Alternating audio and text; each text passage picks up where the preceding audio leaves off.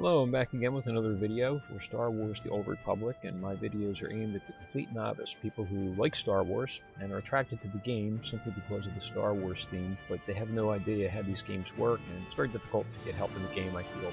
So I'm hoping I can help the complete novice. These videos probably won't be too useful to experienced players. What I'd like to go over in this video are abilities called CC abilities, or crowd control. They are comprised of stuns, mezzes, and saps. Let me see where I'll start, I guess, with the hard stun. Typically, a stun is a relatively short duration, 2.5 seconds to 4 seconds is what I typically see in the Old Republic. It will serve as an interrupt ability too, so if your enemy is using an attack with a activation time or a channel, it will stop that ability. Also, the hard stun will not be broken by damage. So if you use, let's say you're playing an operative, I'll use my operative for this video when I get into the gameplay segment, and use debilitate. There's an ability called debilitate. It's a 4-second duration hard stun, and if I were to hit someone with debilitate, I could then stab them, shoot them, whatever, and it won't stop that stun. The stun will continue. Then there is the mez. The mez is a very long duration stun, so to speak. Some are 8 seconds, some are a minute, but they will break on damage. Then there is the sap. This is very much like the mez. It will break on damage and has a very long duration, but typically it will not put you in combat, and in the Old Republic it must be delivered from stealth. So the assassin, the shadow, the scoundrel, the operative, they have a very useful sap. Now, the one thing to take into consideration when using these is you don't want to use AoE abilities. The one exception I know of now is that the companion Shriek does have an AoE ability that will not affect stunned, mezzed, sapped targets, but typically that is not the case, and it will just completely ruin your use of these abilities. And their real utility is that you can, let's say you have a group of enemies you're attacking, you can stun the strongest and take out the weakest members while the strongest member is now in a mez or a sap. The stun is more of an interrupt ability, I feel. The hard stun being such a short duration. But that's a real important thing to keep in mind, that you don't want to break these. And also, if you're ever doing any group play, I intend my videos for people who want solo play, but in group play it's a good idea to watch out for that too. Hopefully you would be with people who are planning out what they do and tell you, okay, we're going to sap this guy, we're going to mez this guy, and you know what not to do. You know not where to put AoE. So in just a moment I'm going to go into the game on one of my operatives, and I'll show you some of these skills in action. I'll try to describe as best I can while I do this what's going on, and hopefully it will be visible. Sometimes the action's pretty quick, but I'm hoping to give you a good idea of what goes on.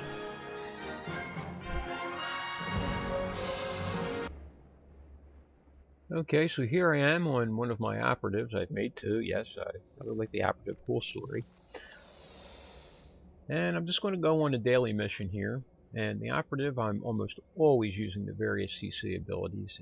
I find it very almost necessary with the operative, just the way it plays. So I'm going in stealth here. I'm going to check out what enemies I get. Now, I see one up here. I'm going to sneak up to him. I'm going to put a sap on him, sleep dart. He will be asleep for a minute, or unless I hit him, which I eventually will break the sap. And then I see a droid, which is in the same group with him to his left, and I'm going to use a mez on him, a slice droid. That will put me in combat. Now, I'm not in combat. I hit him with the sap, and if you notice, I'm not in combat. That little yellow light means I'm close to enemies. Now I hit him with the mez, and there it puts me in combat. So I'm going to take out the weaker guy who I sapped. He wakes up as soon as he's hit. He's dead. And now I'm going to end up using some hard CC on this guy too. I'm going to use some interrupt abilities on this droid and a hard CC, which will also act as an interrupt. I'm going to stop some of his attacks. I mean, hopefully this will be visible. I interrupted an ability there. And I go behind him, and there I hit him with a hard stun. You can see he's still stunned even though I'm hitting him. And he's done. So I hope that was visible there. That was the debilitate ability that I had mentioned before. So I need some more objects. So I'm going to keep going around here, and I'll be using my CC abilities. Let's see what else I do.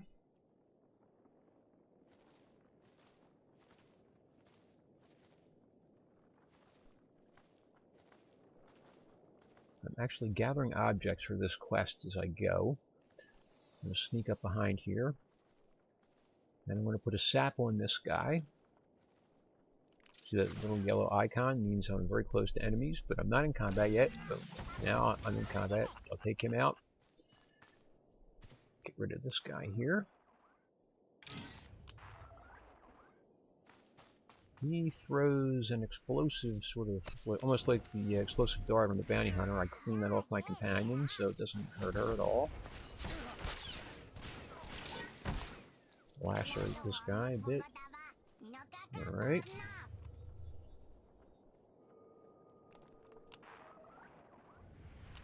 Now the yellow light went on, this droid came near me. Hit him with a mez, sliced droid, and puts me in combat. But for a minute, he can't do anything unless I do anything to him. There goes another interrupt. And I did my debilitate again. And the damage isn't breaking it. The neat thing with sliced droid is that you don't have a cooldown on it. You can only slice one droid at a time, but there's no cooldown on the ability. Same thing with the sap sleep dart. You can only sleep dart one person at a time. That works only on biologicals, I should say, on beings, not droids. Sleep dart only works on living creatures. Slice droid, of course, only works on droids. So I put a sap on him. Now I'm going to use another type of mez. This is flashbang. This is short duration, puts you in combat, and it lasts 8 seconds unless you break it, as I just did there, attacking him and attacking him. And that is also technically a mez, very much like slice droid is.